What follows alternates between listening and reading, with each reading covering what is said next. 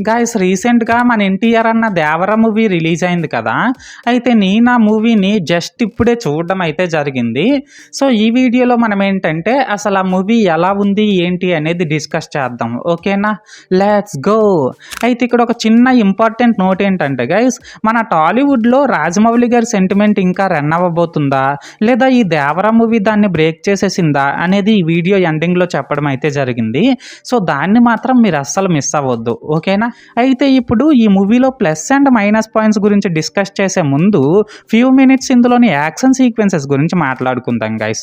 Pre ఇంటర్వెల్లో, pre క్లైమాక్స్లో and క్లైమాక్స్లో action sequences ఉన్నాయండి. నిజంగా చెప్తున్నా, ఆ సీక్వెన్సెస్ వచ్చేటప్పుడు మీరైతే అస్సలు సీట్స్లో కూర్చోలేరు.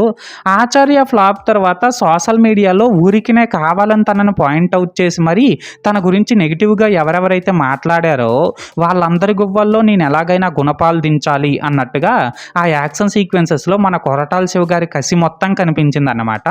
మెయిన్గా ఆ షార్ట్స్ ఏంటండి బాబు, అబ్బబ్బబ్బబ్బా! కొరటాల శివ గారు మీకు హ్యాట్స్ ఆఫ్ అండి. అయితే ఇప్పుడు ఈ మూవీలో నాకు కనిపించిన ప్లస్ పాయింట్స్ విషయానికి వచ్చినట్లయితే గైస్, ఎప్పట్లాగానే మ్యాన్ ఆఫ్ మాసెస్ మన 'ఎన్టీఆర్' అన్న 'దేవర' అండ్ 'వరద' క్యారెక్టర్స్లో డిఫరెంట్ వేరియేషన్స్ చూపిస్తూ తన మెస్మరైజింగ్ యాక్టింగ్తో చించి పడేశాడనే చెప్పాలి. అలాగే ఈ 'దేవర' మూవీతో మన తెలుగు ఆడియన్స్కి పరిచయమైన జాహ్నవికి ఈ మూవీలో ఎక్కువ స్క్రీన్ టైం అయితే ఇవ్వలేదు. జస్ట్ ఒక 20 మినిట్స్ ఇచ్చారనుకుంటా.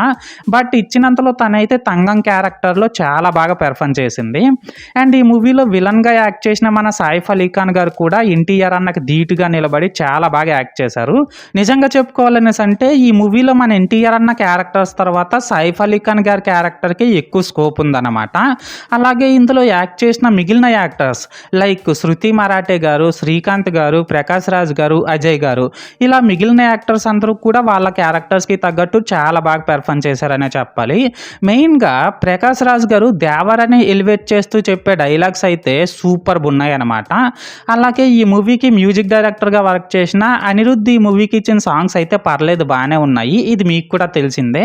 అండ్ బీజిఎం కూడా కొన్ని ప్లేసెస్లో బాగా హైలైట్ అయిందనమాట. అండ్ ఈ మూవీకి మెయిన్ ప్లస్ ఏదైనా ఉంది అంటే అది సినిమాటోగ్రఫీనే. ఎందుకంటే ఈ మూవీలో రత్నవేలు గారి సినిమాటోగ్రఫీ మాత్రం మైండ్ బ్లోయింగ్ ఉందనే చెప్పాలి. అలాగే క్లైమాక్స్లో ట్విస్ట్ కూడా బాహుబలి రేంజ్లో ఉందన్నమాట. సో మొత్తానికి ప్లస్ పాయింట్స్ విషయానికి వచ్చినట్లయితే ఇదన్నమాట మ్యాటర్. అయితే ఇప్పుడు ఈ మూవీలో నాకు కనిపించిన మైనస్ పాయింట్స్ విషయానికి వచ్చినట్లయితే గైస్, మూవీ స్టార్టింగ్లో ఒక 20 మినిట్స్ కొద్దిగా లాగీగా ఉంది. అండ్ సెకండ్ హాఫ్లో స్టోరీ నేరేషన్ కూడా చాలా అంటే చాలా స్లోగా ఉందన్నమాట.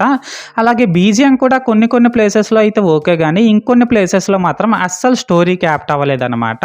అండ్ సెకండ్ హాఫ్లో మన 'ఎన్టీఆర్' అన్న జాహ్నవి కపూర్ల మధ్య లవ్ స్టోరీని కూడా ఇంకా బెటర్గా ప్రజెంట్ చేసి ఉంటే బాగుండేదేమో అని అయితే నాకు అనిపించింది. లాస్ట్గా ఈ మూవీలో విఎఫ్ఎక్స్ వర్క్ కూడా కొన్ని ప్లేసెస్లో కొద్దిగా తేడా కొట్టిందనమాట. సో మొత్తానికి మైనస్ పాయింట్స్ విషయానికి వచ్చినట్లయితే ఇదన్నమాట మ్యాటర్.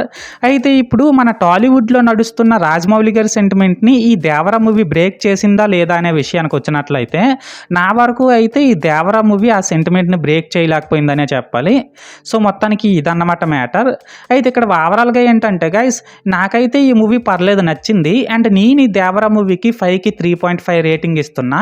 సో మీరు కూడా ఈ మూవీని ముందే చూస్తుంటే మీకేమనిపించిందో అది కామెంట్ సెక్షన్లో చెప్పేయండి. అండ్ అంతేకాకుండా మీరు ఈ మూవీకి ఎంత రేటింగ్ ఇస్తారో అది కూడా కామెంట్ సెక్షన్లో చెప్పేయండి. ఓకేనా? This is Lokesh signing out. జై హింద్.